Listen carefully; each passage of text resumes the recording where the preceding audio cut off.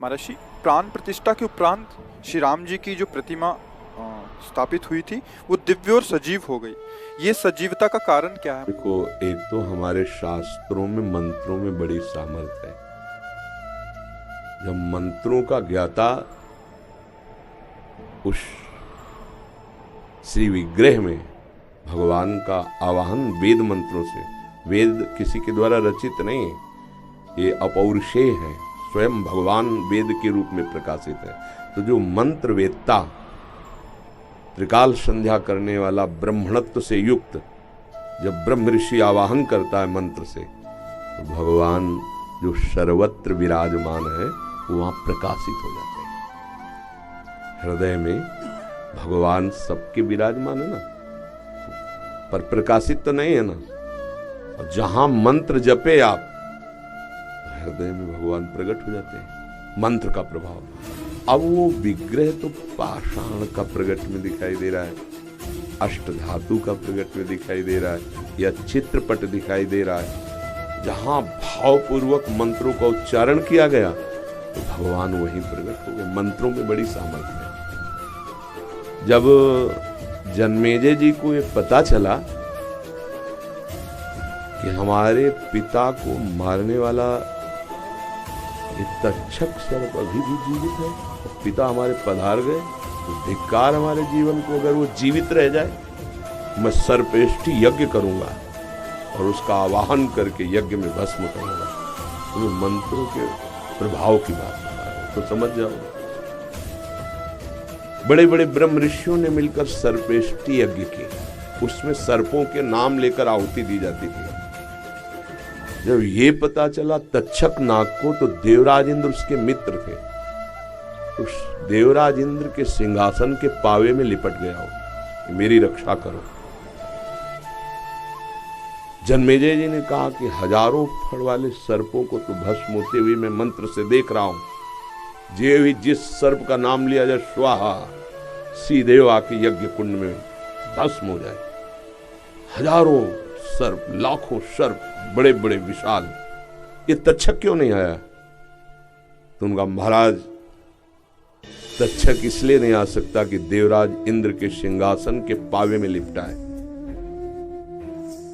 बोले ऐसा मंत्र नहीं कि सिंहासन सहित स्वाहा हो जाए। बोले आप आदेश करो, देवराज इंद्र सहित सिंहासन सहित तक्षक अभी, तो उनका हमारा आदेश है, यजमान का आदेश। मंत्र वेदता ब्रह्म ऋषियों ने जे ही मंत्र पढ़ करके, तो देवराज इंद्र तो कूद गए सिंहासन से, पर सिंहासन में लिपटा हुआ तक्षक ऐसे मड़रा रहा था।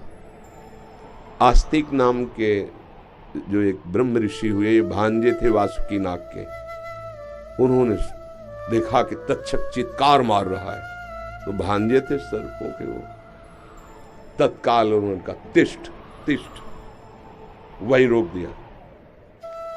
और जन्मेजय जी से कहा कि मैं भिक्षा मांगने आया हूं यज्ञ में, और मांगने वाले को यज्ञ में ना नहीं कहा जाता, ये आहुति मुझे प्रदान कर दे।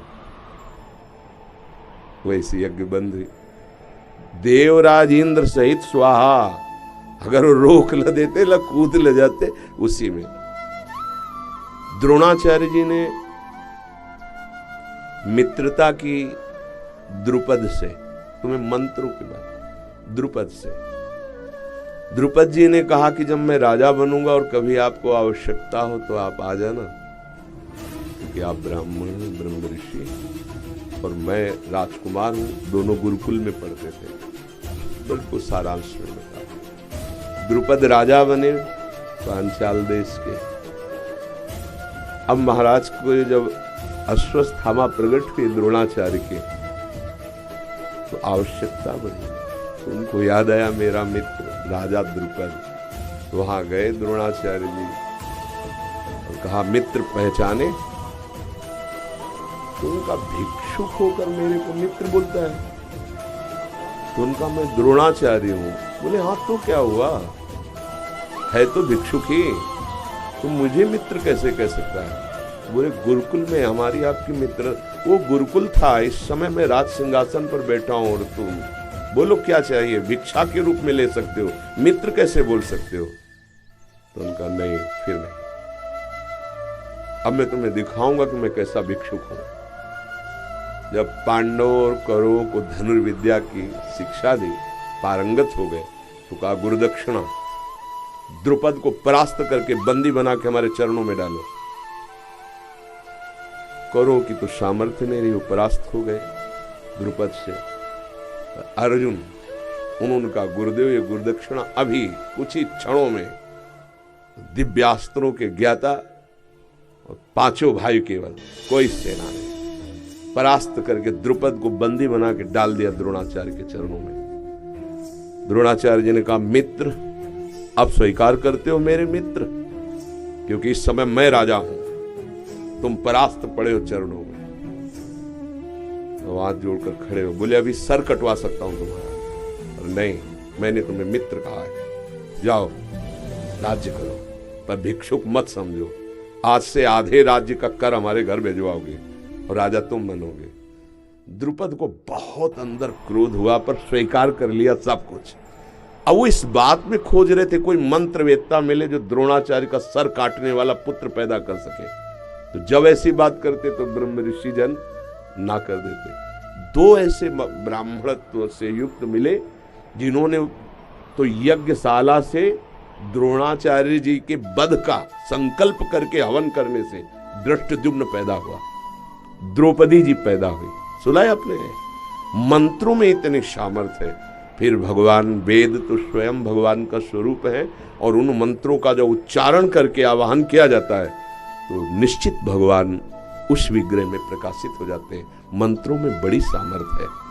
ये लाला बाबू हमारे वृंदावन के महान संत हुए, पहले बहुत बड़े सेठ कलकत्ता के थे। तो उन्होंने श्री राधा मोहन चंद्रमा नाम के ठाकुर जी विराजमान किए। तो जब प्राण प्रतिष्ठा हुई तो परीक्षा के लिए मक्खन ऐसे रखा, तो पिघल कर बहने लगा, क्योंकि ताप तभी होगा जब प्राण प्रतिष्ठित। ऐसे मंत्र से भगवान, और दूसरा भाव, महापुरुषों का भाव और मंत्र, दो से भगवान जहां चाहो वहां प्रकट कर लो। ते समाज गिरजा में रहेऊ, अवसर पाए बचन एक कहू, हरि व्यापक सर्वत्र समाना, और प्रेम ते प्रकट होए मैं जाना। यदि मंत्र नहीं आता तो प्रेम हो तो भगवान प्रकट हो जाएंगे, नहीं तो मंत्रवेत्ता। अब जैसे प्रेम, प्रेमी जन भगवान की छवि को लिए विग्रह को छाती से लगा दिए, तो भाव में प्राणों से प्राण, हृदय से भगवान, बिल्कुल प्राण प्रतिष्ठा हो। जैसे महाभागवत प्रेमी जन, जैसे मीरा जी, मेरे तो गिरधर गोपाल, तो साक्षात गिरधर। पूज्य राधा बाबा छवि में ठाकुर जी, साक्षात वहां प्राण प्रतिष्ठा भी मंत्रों द्वारा नहीं कराई, भाव द्वारा। अब जो मंत्रों में और भाव में भी एक दो भक्तों के, असंख्यों भक्तों के भाव जुड़े हुए हैं। जो दशरथ नंदन प्रभु राम जी हैं, चाहे जिस भाव के हो, लेकिन जुड़े तो है ना, हमारे ही तो प्रभु है ना। तो सबके भाव और मंत्रवेत्ता महापुरुषों का, एक से एक महात्मा, आप क्या समझते हो? कौन सा महात्मा किस कोटि का, आप क्या समझते हो? तो मंत्रवेत्ता ब्रह्म ऋषियों का आवाहन और भक्तों की भावना, तो साक्षात प्रभु का घर है। प्रभु वहां तो थे, वो प्रकाशित हो गए उस विग्रह में। कोई आश्चर्य की बात नहीं। समझ पा रहे आप? भाव से खंभे में किया तो नरसिंह प्रकट हो गए, मंत्र का उच्चारण भी नहीं किया। दो ही भाव हमने बताए, एक मंत्र एक भाव। लाखों भक्तों के भाव पहले ही वहां विराजमान है। फिर मंत्रवेत्ताओं, ऐसा नहीं कि न मंत्रवेत्ता रह गए, न ब्रह्म ऋषि रह गए, न ऐसा नहीं, सब है। हाँ, बहुतायत नहीं रह गए। और ऐसे ऐसे अभी मंत्र उच्चारण करने वाले एक चमत्कार प्रकट हो जाते। देखो प्रकट हुआ ना चमत्कार, विग्रह में भगवान साक्षात विराजमान हो गए। पहले जो विग्रह का दर्शन किए हो और फिर प्राण प्रतिष्ठा के बाद, तो आप देख लो साक्षात भगवान उनमें। और ऐसे अनुभव होते रहेंगे, आज नहीं सदा होते रहेंगे कि भगवान साक्षात विराजमान है। ये इसमें कोई संशय नहीं है। मंत्र और भाव दो के द्वारा भगवान प्रकट किए जाते हैं। जैसे हृदय में भी जो मंत्र नहीं जप रहा, नाम जप नहीं रहा, जिसके भाव नहीं, तो भगवान भाववश्य भगवान जहां कहीं भी देखो। ये तो श्री भगवान की प्राण प्रतिष्ठा हुई। धन्ना जाट का नाम सुना है? उन्होंने बच्चे थे तो कथा हो रही थी, वहां बैठ गए तो पंडित जी कह रहे थे कि जो भगवान की सेवा नहीं करता, भोग नहीं लगाता, उसका जीवन व्यर्थ है। 9 किशोर बालक थे, तो ये बात बैठी भगवान की सेवा। तो एक दिन पंडित जी कथा के पहले वो अपने ठाकुर सेवा करते, तो वहां पहुंच गए थे ठाकुर सेवा। वो रोने लगे, हमको भी ठाकुर जी दे दो, गुरु जी हमको भी ठाकुर जी दे दो। उन्होंने देखा बच्चा है, ठाकुर जी की बात है। उनका कथा के बाद 7 दिन कथा हो जाने के बाद वो इंतजार करते, 7वें दिन वो सब अपनी सामान बांधे और घोड़े पे चलते थे उस समय। तो वो रास्ते में पीछे गुरुजी आप कह रहे थे भगवान दे देंगे कथा के बाद। उनके मन में दया आई कि बच्चा है क्या, तो अपने शालिग्राम भगवान विराजने को भांग का बट्टा, भांग खाते थे वैसे। बोले तुम्हें छोटे ठाकुर चाहिए कि बड़े ठाकुर? तो बच्चे थे, उनका बड़े ठाकुर चाहिए, तो भांग का बट्टा दे दिया। अब देखो कुछ नहीं, भांग बांटने वाला, बस वो भाव कर लिए ना मेरे। अब गरीब घर में थे तो बाजरे की रोटी, माँ 1-2 रोटी ऐसे ठाकुर जी को। और उन्होंने बताया था कि सेवा कैसे करोगे? बोले नहा के नहला देना और पवा के पा लेना, समझते थे ऐसे। और वो बालक उनका पाव 1 दिन 2 दिन 3 दिन 4 दिन ठाकुर जी वो हट कर लिए, नहीं पाए स्वयं। जब हट करके कि हम अपने प्राण त्याग देंगे लेकिन बिना आपके पाए हम पाएंगे नहीं, तो वहीं प्रभु प्रकट हुए। भांग के बट्टे से भगवान प्रकट हो गए, मित्रवत धन्ना जी के साथ खेलते भगवान। भाव और मंत्र दो में बड़ी सामर्थ्य है, उसमें संशय नहीं करना चाहिए, बहुत अपार सामर्थ्य है। अब क्या हो गया, इतना आहार विहार अपवित्र हो गया है कि मंत्रों को सिद्ध कर पाना उसको से थोड़ा कठिन। पर ऐसा नहीं कि नहीं है, त्रिकाल संध्या करने वाले ब्रह्मणत्व से युक्त जो ब्रह्म ऋषि जन है, अगर मंत्रवेत्ता आवाहन करें तो वैसा ही प्रभाव। आप तो वहाँ दर्शन ही किए होंगे, प्रभु के दर्शन ही किए होंगे, अयोध्या में ही रहते हैं। अभी जाना है प्रभु जी, अभी जा नहीं पाए। हाँ तो आप दर्शन करना। हाँ, हमें तो दूर से भी उनका, जैसे सूर्य का तेज है ना, संपूर्ण ब्रह्मांडों में छाया रहता है, पर वो एक कांच होता है जो विशेष, वही सूर्य के तेज को पकड़कर आग लगा सकता है, समझते ना? हाँ, वो जो भी होता है नहीं, ऐसे ही भक्तों का हृदय कुछ विशेष होता है। कहीं भी हो तो तेज उधर से, तो जो तुम पूछ रहे हो, जो तुम वर्णन कर रहे हो, वो विराजमान वहाँ है, कनेक्शन यहाँ है, तो पूरी सूचना, पूरा भाव, पूरा यही समझ में आ जाए। भगवान सर्वत्र है, भाव के द्वारा, प्रेम के द्वारा प्रकट होते हैं। मंत्र और भाव के द्वारा कहीं भी भगवान को प्रकाशित किया जा सकता है। जैसे नामदेव जी ने कुत्ते में भगवान को प्रकाशित कर दिया, भूत में भगवान को प्रकाशित कर दिया। भाव और मंत्र में बड़ी सामर्थ्य है। अयोध्या में तो लाखों करोड़ों भक्तों के भाव जुड़े हैं, और ब्रह्म ऋषियों के मंत्र, आचार्य कोटि के महापुरुषों का संकल्प, तो भगवान को तो प्रकाशित होना ही पड़ेगा। और भगवान तो वहाँ प्रगट में विराजमान है, क्योंकि उनका घर है। जैसे वृंदावन है ना, यहाँ प्रिया प्रीतम प्रगट में विराजमान है, तो थोड़ा माया के पर्दे हटे तो दिखाई देगा। ये दिव्य धाम है भगवान का, वृंदावन धाम, प्रेम धाम।